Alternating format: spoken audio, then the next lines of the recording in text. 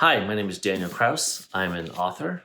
I started my career in young adult books, books like this, The Death and Life of Zebulon Finch, and stuff more recently like Bent Heavens. And I from there I started writing adult novels. I've got a recent one called Blood Sugar from Hard Case Crime, that cool imprint. I've done a couple higher profile collaborations. The Living Dead was written with really my personal hero, George Romero, of course, director of Night of the Living Dead, which was my favorite film growing up and is still my favorite film. And I've done two books with Guillermo del Toro, Troll Hunters, which was the basis for the Netflix show, and then The Shape of Water, which we wrote together. So my background is mostly as a novelist, but now I've started to write comic books with The Autumnal, which is out from the new Nightfall imprint from Vault Comics. And this has been really one of the most delightful turns my career has taken. I didn't grow up with comics. This wasn't anyone's fault, really. It was just because the town where I lived in, as far as my memory serves, which a small town in Iowa, didn't really have a comics retailer, not to my memory. Not only did I not have comics, I don't recall any of my friends having comic books either. So it was just something that wasn't really readily available for some reason. I had exactly three comics, the final three issues to Marvel's Secret Wars, which I still have here. My mom picked these up in some bigger city, probably still small, but bigger than our town, sort of randomly, and brought them home. And so I read these a million times. And I think because they were the last three issues of a longer, more complicated series, I found them even more intriguing than I might have, because I didn't really know what was going on. I understood who some of the characters were. I knew who Spider-Man was. I knew who the Hulk was, that kind of thing. But I didn't really know, what was the larger story here. And so by only reading the final three issues, I had to make up a lot of it and try to imagine what the heck could be happening in this story that brought all these characters together.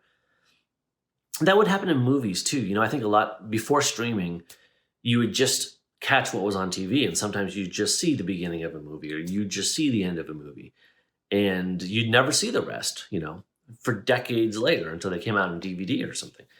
And so you have these intriguing little bits of story sort of pinballing around your brain for a really long time. And I think that did help with my creativity in a way that you wouldn't have that today. The Autumnal is about a mother and daughter who leave their Chicago home under duress and take refuge in a New England town called Comfort Notch.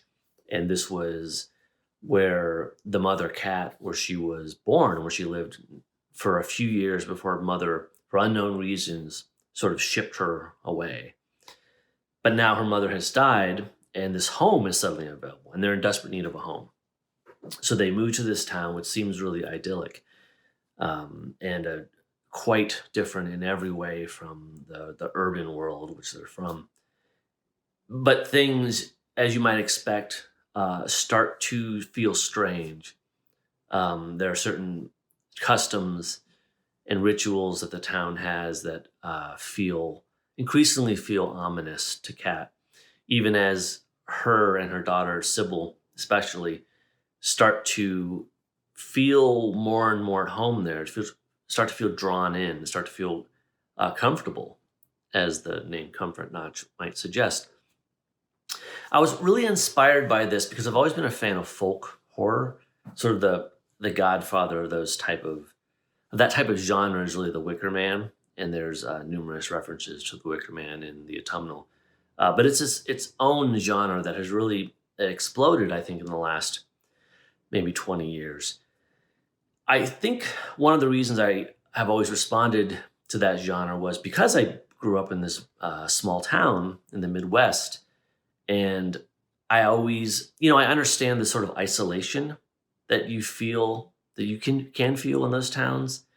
And especially back in the day, pre-internet, there was a literal isolation. You could not reach out to other people who weren't like you. If the people who weren't like you weren't immediately there in your physical vicinity, then you were, for all means and purposes, you were alone.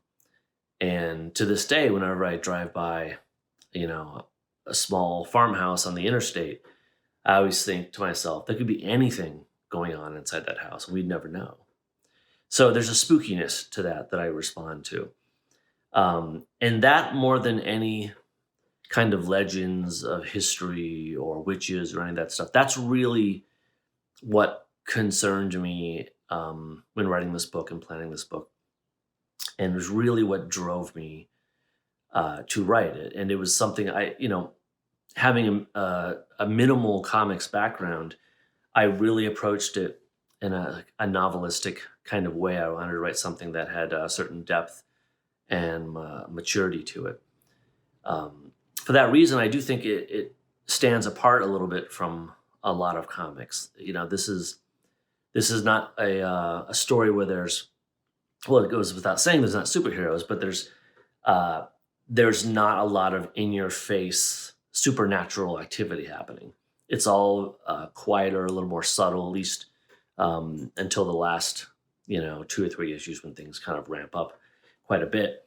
So I think it is an important sort of tonally sort of important alternate viewpoint to comics that booksellers and librarians may have in their collection. I worked at the American Library Association for a long time, and I am a fully licensed librarian myself.